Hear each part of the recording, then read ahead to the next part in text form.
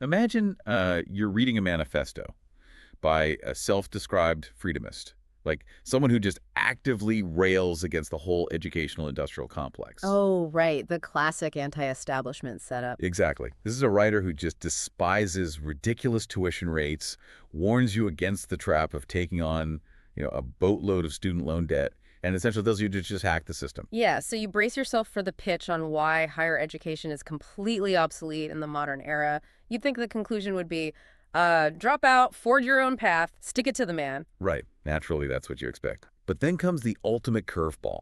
This same anti-establishment, debt-hating rebel turns around and fiercely advocates that you absolutely, unconditionally must get an undergraduate degree. It's a pretty wild contradiction. It really is, and that's exactly what we are unpacking in today's Deep Dive. We're looking at a fascinating piece from the blog The Millionaire Educator by Jerry Bourne. The post is titled, Retread, 10 Reasons You Need a College Degree. And, what gives this source material such unique weight is its timeline. Bourne published this in May 2026 as a 10-year retrospective on a piece he originally wrote way back in 2016. Right, which is so cool because he's Yeah, he's deliberately putting his own decade-old advice under a microscope. He wants to see if it actually holds up against the realities of the current job market and, well, the economy today. And spoiler alert for everyone listening, he is absolutely doubling down.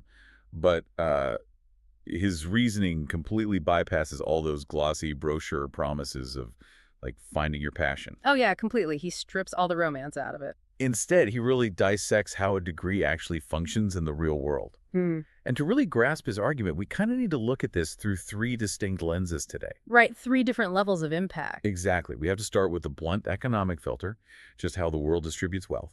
Then we can explore the internal psychological crucible of the college experience. And finally, we'll look at the generational ripple effects, which honestly might be the most surprising part of his entire thesis.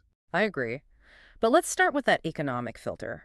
Because before we can really talk about personal growth, we have to look at the gatekeepers. Yeah. Bourne points out its most cynical yet unavoidable function, which is that it is a checkbox. Literally a checkbox on a human resources intake form. I mean, you could have a degree in astrophysics, or you could have a degree in physical education. Right, it almost doesn't matter. It doesn't. The person interviewing you for a mid-level corporate job often doesn't even care about the syllabus you studied. They just need to verify that the box is checked so they can move your resume into the consideration pile. Well, and the underlying mechanism here is something economists call asymmetric information. Okay, unpack that for us. So an employer doesn't know you. They don't know if you're reliable, if you meet deadlines, or honestly, if you can just tolerate boredom. They lack information about you. Which is a huge risk for them. Exactly. So the degree serves as a heuristic, like a mental shortcut, to assume a baseline of compliance and competence. Without it, you're an unknown variable, and corporations absolutely hate unknown variables. That makes total sense. It reminds me of trying to get into a venue with a professional VIP wristband. Oh, yeah, I like that. Yeah, like having the wristband doesn't prove you're the most interesting person in the room or even the best fit for the party. But without that wristband, the bouncers of the corporate world won't even let you in the door to prove yourself. You're just standing out on the sidewalk, shouting about your potential. That wristband analogy totally captures the gatekeeping aspect, but I'd actually argue it breaks down a little bit on the acquisition side. Oh, really? How so? Well, because you can just buy a wristband with cash. A degree operates on a theory from evolutionary psychology called costly signaling. Costly signaling, like a peacock's tail. Yes, precisely. A peacock's heavy tail makes it way harder to run from predators, but it signals to mates, hey, I'm so healthy I can survive despite this massive burden. Wow, okay. A four-year degree is a costly signal. It requires immense time, effort, delayed gratification, and yes, a lot of money. You are proving to that HR bouncer that you possess the stamina to endure a massive bureaucratic endurance test. And the financial reward for enduring that test is just staggering. Bourne lays out the lifetime earnings over a 40-year career. The numbers are pretty undeniable. They really are. The average high school graduate pulls in $1.4 million. But a college graduate, $2.4 million. It's an immediate, undeniable $1 million gap. And it compounds if you go further. Master's degree holders jump to $2.8 million. Or $1 million. I mean, when you bring it down to cold, hard cash, the paradox of his entire argument just resolves itself. Yeah, it becomes purely pragmatic. Right, you can hate the system, you can hate the inflated tuition, but if you refuse to play the game purely out of ideological purity, You are penalizing yourself to the tune of $1 million. You're essentially leaving generational wealth on the table out of stubbornness. Bourne's stance is, look, hack the system. Go to a community college first. Apply for every obscure scholarship. Work multiple jobs. Do whatever it takes to avoid the debt trap, but secure the asset. Secure the asset. I love that phrasing. Because the asset isn't just about the immediate entry-level job, it's about optionality later on. Right, like the gateway to graduate school, which was his second point. An undergrad degree is the mandatory prerequisite for basically any specialized field. Right, and Bourne actually lists this as one of his top 3 personal reasons for getting a degree. Oh, yeah. He has this great personal aside in the post where he talks about finishing his undergrad and swearing to high heaven he was never, ever going back to a classroom. And he dryly notes, yeah, I remember saying that about 3 graduate degrees ago. It's so funny, but it's true. We are notoriously terrible at predicting what our future selves will actually want. We really are. The 22-year-old, you might be convinced you're going into sales forever, but the 35-year-old, you might suddenly discover a passion for physical therapy or law or educational administration. And without the undergrad degree, you're locked out. Exactly. The undergraduate degree acts as an insurance policy for your future ambitions. It just keeps the heavy doors unlocked. Okay, so we've established the external mechanics here. We've used the costly signal to bypass the gatekeepers. We've secured the $1 million premium, and we've kept our future options open. But I want to shift the focus inward now. The psychological side. Yeah. What actually happens to a person while they're acquiring this costly signal? This is what we call the hidden curriculum. We're moving from the economic rewards to the psychological transformation. Yeah. Because surviving that 4-year friction inevitably changes your internal architecture. Bourne illustrates this beautifully with a highly specific, very humbling anecdote from his own life back in 1982. Oh, the basketball story. Yes. He arrives on his college campus, and in his own mind, he is just God's gift to the world. Yeah. He literally describes himself thinking, you're not only a basketball superstar, but you're also smarter than the average bear. It is the lethal cocktail of teenage overconfidence. It is. And it rarely survives first contact with a college syllabus. Exactly. The illusion lasted exactly 1 week. Suddenly, he was just drowning. He had to figure out how to study effectively, how to synthesize dense reading material, and how to write coherently, all while trying to maintain his spot playing Division I basketball. The forced growth there is immense. It is. And he actually tells this hilarious story about surviving his Spanish requirement. He was terrible at it. He barely scraped by with C's just to satisfy the credit and move on. But look at the long-term mechanics of that exact struggle. Because 4 years later, in 1986, he travels to Argentina to play basketball. Right. And because he had been so humbled and, frankly, probably embarrassed by his academic performance in those college Spanish classes, the friction created this latent motivation. Yeah, it stuck with him. Exactly. So once he was immersed in the environment down there, he applied the study habits he'd been forced to learn in college, actually mastered the language, and eventually became a high school Spanish teacher. Which is such an ironic twist. Yeah. But it perfectly illustrates his point that college forces a developmental leap. In college, you either grow or you flunk out. Right. Which leads directly to what I consider the most compelling argument in his entire essay, the acquisition of grit. Oh, grit is the ultimate transferable skill. It's the capacity to sustain effort toward a long-term goal despite profound discomfort or temporary failure.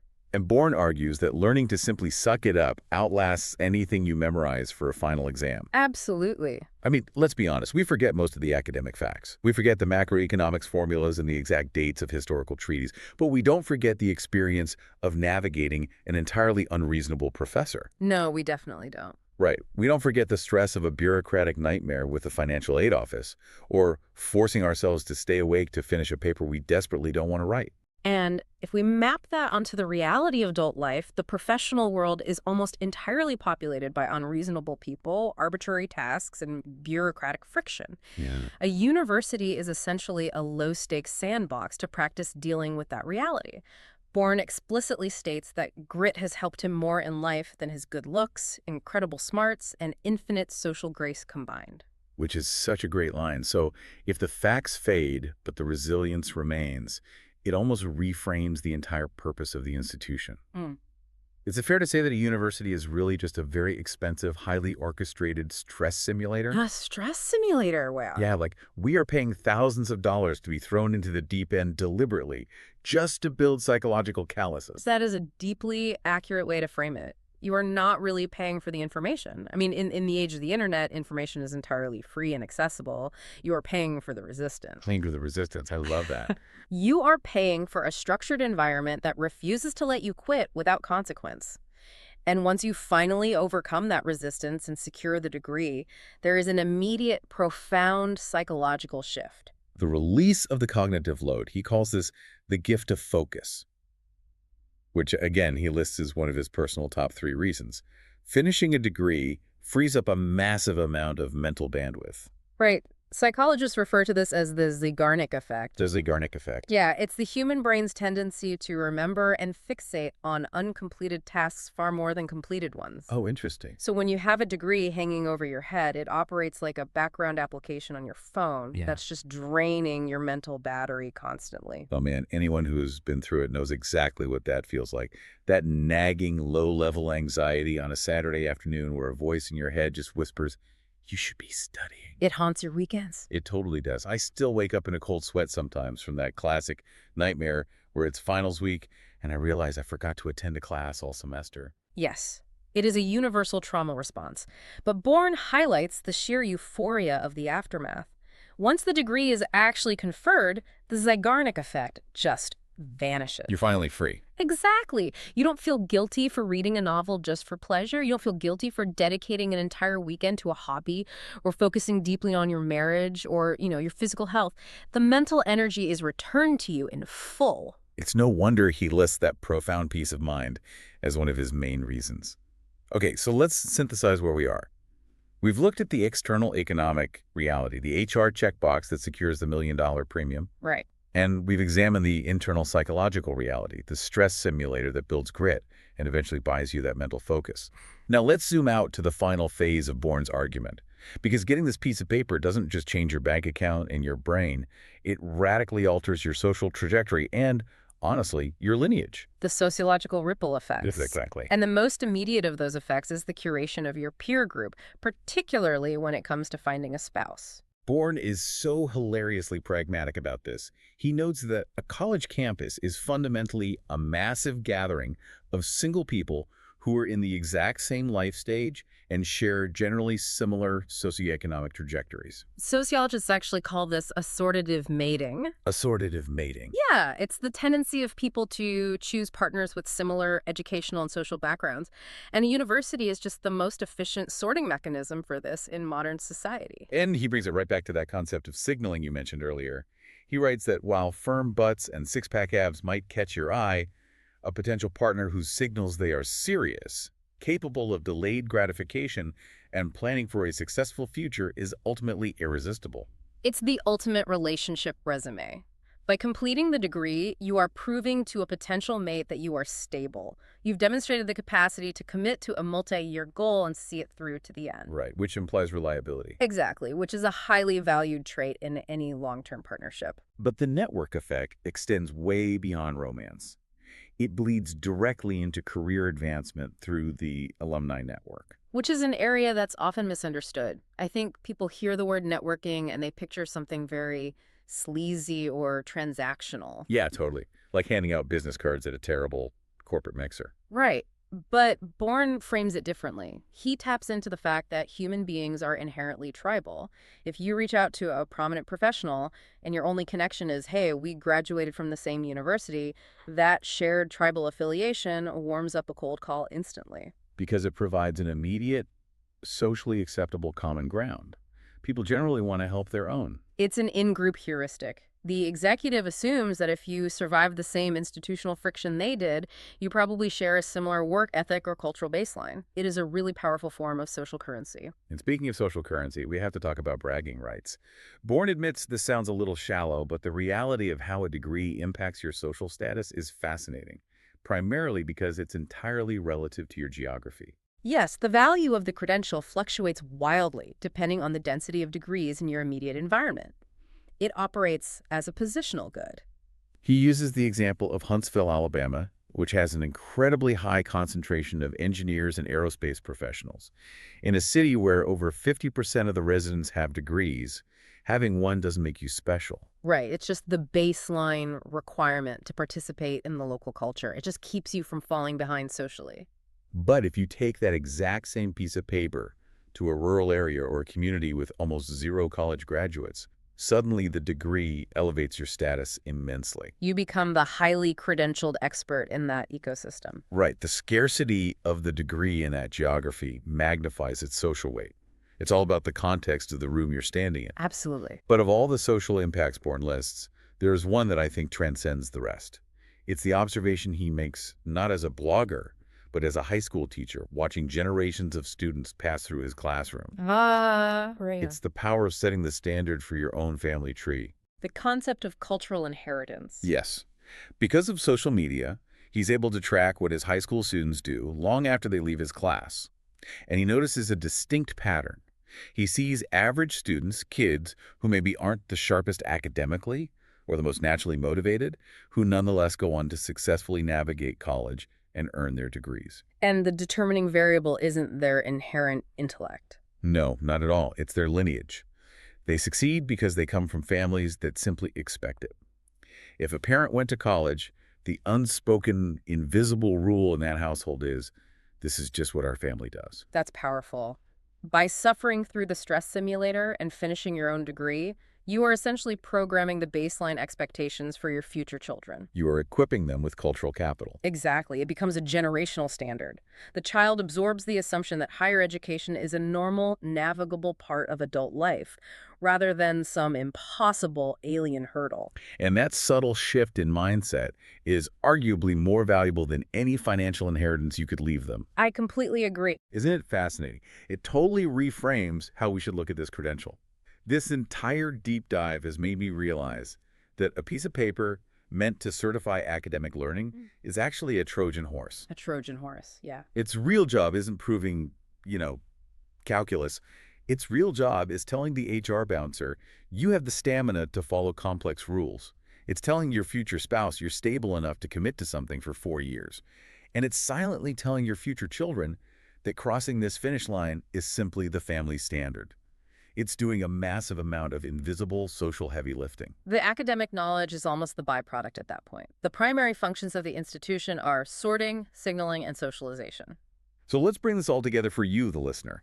If we synthesize Jerry Bourne's decade-long retrospective from the year 2026, the paradox we started with is entirely resolved. Right, it all makes sense now. You can absolutely despise the educational industrial complex. You can loathe the bureaucracy.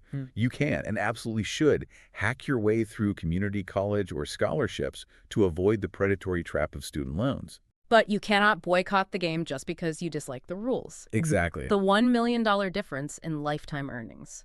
The psychological grit forged in the crucible of difficult professors, the tribal advantage of the alumni network, the subtle signaling to future partners, and the cultural inheritance you pass to your children. It's huge. These compounding benefits are simply too massive to ignore. They really are. So whether you are commuting right now and debating if you should finally go back and finish those last few credits, or you are trying to advise a kid who is questioning the value of the whole system, you now have a much sharper lens to view the argument.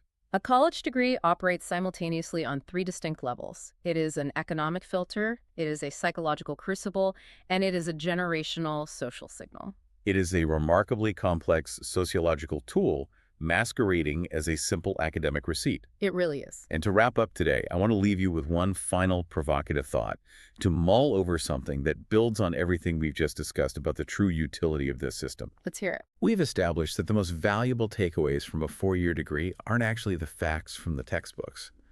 The real value is the grit, the signaling of stability, the tribal network, and the $1 million HR wristband. Right. So if the academic part of the academy is actually the least important part, could a completely new type of non-academic institution ever rise up? Oh, wow. Could someone design a 4-year crucible that provides the exact same rigorous social hurdles, the same networking, and the same reliable signals to employers, but strips away the educational facade entirely? That is the ultimate question for the future of human capital. If we are just buying a costly signal, Someone will eventually find a more efficient way to sell it. Right. If the corporate world just needs proof that we can survive 4 years of friction, maybe someday we won't have to pretend we care about passing introductory Spanish to prove it. But until that day comes, you better figure out a way to hack the system and get the degree.